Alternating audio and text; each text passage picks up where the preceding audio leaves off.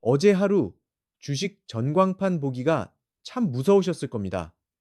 코스피가 5.96% 폭락, 코스닥 4.54% 급락, 2026년 3월 9, 일은 우리 증시 역사의 잔인한 월요일로 기록될 겁니다. 미국과 이란의 전쟁 불길이 거세지면서 국제 유가는 100달러를 돌파했고 시장은 그야말로 패닉에 빠졌습니다. 사이드카와 서킷 브레이커가 발동된 지금 많은 분이 이제 다 끝났다며 손절을 고민하고 계십니다. 하지만 여러분, 정신 바짝 차려야 합니다. 1997년 IMF 때도 2008년 금융위기 때도 진짜 부자들은 남들이 비명을 지르며 도망칠 때 탄생했습니다. 지금 개미들이 피눈물을 흘리며 던진 주식을 야금야금 받아먹으며 덩치를 불리는 진짜 주인은 따로 있습니다. 그들이 왜 지금 이 하락장을 반기는지 그 소름 돋는 내막을 오늘 전부 말씀드리겠습니다. 반갑습니다. 주식가치 탐정입니다. 오늘은 정말 중요한 이야기를 하려 합니다. 지금 마음이 많이 흔들리시겠지만 끝까지 집중해서 들어주세요. 2026년 3월 9일, 오늘 우리가 목격한 장세는 단순한 하락장이 아닙니다. 금융 역사에 남을 만한 공포의 대폭락, 즉 블루 먼데이였습니다. 아침 9시 정각의 장이 열리자마자 화면이 온통 시퍼런 바다로 변했습니다. 코스피가 3% 넘게 빠지더니 순식간에 5% 선까지 무너졌습니다. 거래가 일시 중지되는 서킷 브레이커가 발동되고 시장에는 아우성만 가득했죠. 여러분, 혹시 1997년 10일, 월 21일 그날의 공기를 기억하십니까? 대한민국이 IMF에 구제금융을 신청했다는 뉴스가 나오던 그 차가운 겨울날 말입니다. 당시 환율은 900원대에서 2,000원 가까이 솟구쳤고 내로라 하는 대기업들이 추풍낙엽처럼 쓰러졌습니다. 오늘 우리 증시가 느낀 공포가 바로 그때와 닮아 있습니다. 미국과 이란의 갈등이 전면전 양상으로 치달으면서 전 세계 원유의 탯줄이라 불리는 호르무즈 해협이 봉쇄될 위기에 처했거든요. 기름값이 배럴당 100달러를 넘어가니 물가는 미친 듯이 뛸 것이고 기업들은 마진이 안 남아서 망할 거라는 공포가 시장을 지배한 겁니다. 하지만 여러분, 여기서 냉정해져야 합니다. 다들 나라 망한다, 이제 끝났다 할 때 진짜 고수들은 다른 곳을 봅니다. 오늘처럼 지수가 6% 가까이 빠질 때 사실 외국인들은 나간 게 아니라 자리를 옮긴 것뿐입니다. 그들이 던진 10조 원 뒤에 숨겨진 진짜 목적, 그리고 외국인이 나간 빈자리를 채우며 입가에 미소를 짓고 있는 검은 머리 세력들의 정체를 아셔야 합니다. 지금 우리 사회의 허리라고 할 수 있는 40대, 50대 사장님들 중에서 오늘 하루에만 수천만 원, 많게는 수억 원을 날린 분들이 수두룩합니다. 평생 일해서 모은 돈인데 전쟁 터지고 유가 올랐다는 뉴스, 몇 줄의 자산이 녹아내리는 걸 보면 얼마나 가슴이 찢어지시겠습니까? 50대 직장인 김 부장님 사례를 한번 들어볼까요? 김 부장님은 작년에 노후 자금으로 삼성전자를 5억 원어치 샀습니다. 그런데 오늘 같은 급락장에 견디다 못해 결국 마이너스 3억 원을 찍고 주식을 다 팔아버렸습니다. 공포를 이기지 못한 거죠. 그런데 놀라운 사실은 김 부장님이 던진 그 소중한 주식을 누군가는 아래에서 입을 벌리고 싹 받아먹었다는 겁니다. 그들은 전쟁이 터지길 기다렸고 유가가 100달러를 넘기를 바랐을지도 모릅니다. 왜냐고요? 그래야 개미들이 겁을 먹고 좋은 주식을 헐값에 던지니까요. 전문가들은 지금 유가가 100달러를 넘었으니 인플레이션이 오고 금리가 더 오를 거라고 겁을 줍니다. 맞습니다. 틀린 말은 아니죠. 하지만 그 공포 뒤에 가려진 돈의 흐름을 보십시오. 외국인이 코스피에서 10조 원을 던지는 동안 선물 시장에서는 오히려 하락에 베팅하며 수조 원의 수익을 올리고 있었습니다. 주식 가격이 떨어질수록 돈을 버는 공매도 세력과 선물 세력들에게 오늘 같은 날은 그야말로 잔칫날인 셈입니다. 결국 지금의 하락장은 누군가에게는 재앙이지만 철저히 준비된 세력들에게는 수십 년 만에 오는 부의 재편 기회입니다. 그들은 알고 있었습니다. 미국과 이란의 갈등이 최고조에 달할 때 개미들이 가장 약해진다는 것을요. 그래서 일부러 더 자극적인 뉴스를 쏟아내고 지수를 무너뜨리며 투매를 유도한 겁니다.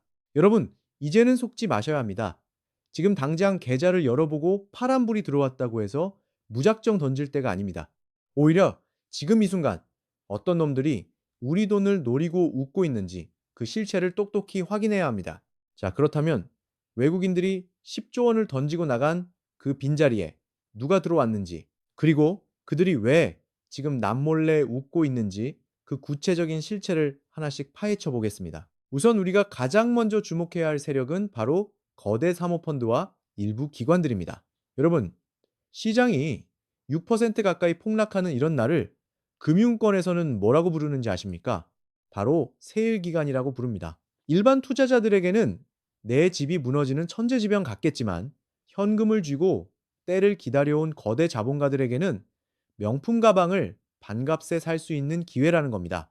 실제로 오늘 같은 블루먼데이 이 상황을 데이터로 한번 뜯어볼까요?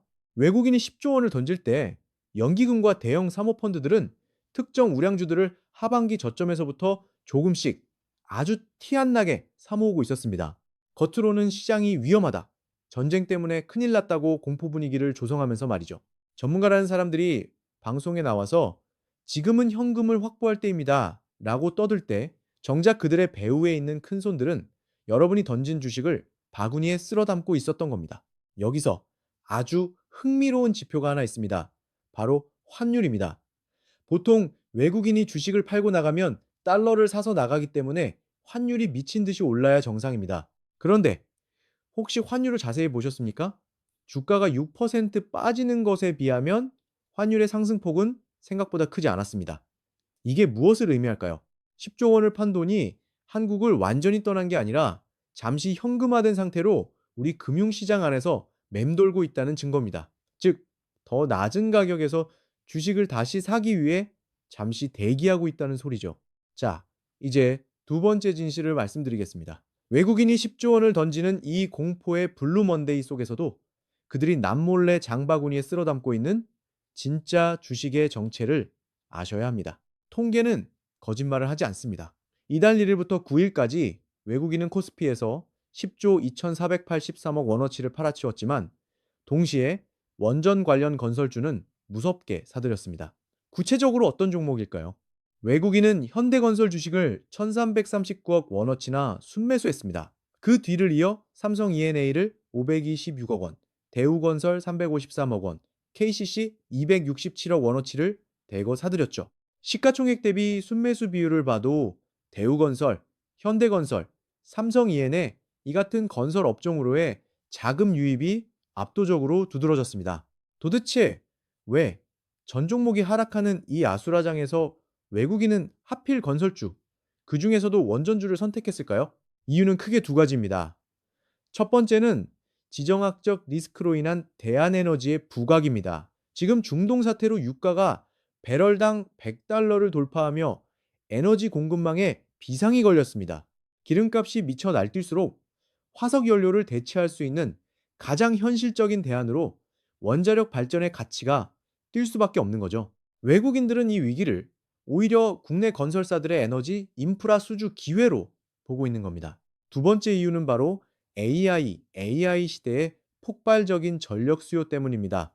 여러분, AI 데이터 센터를 돌리려면 상상을 초월하는 엄청난 양의 전기가 필요하다는 사실 알고 계십니까?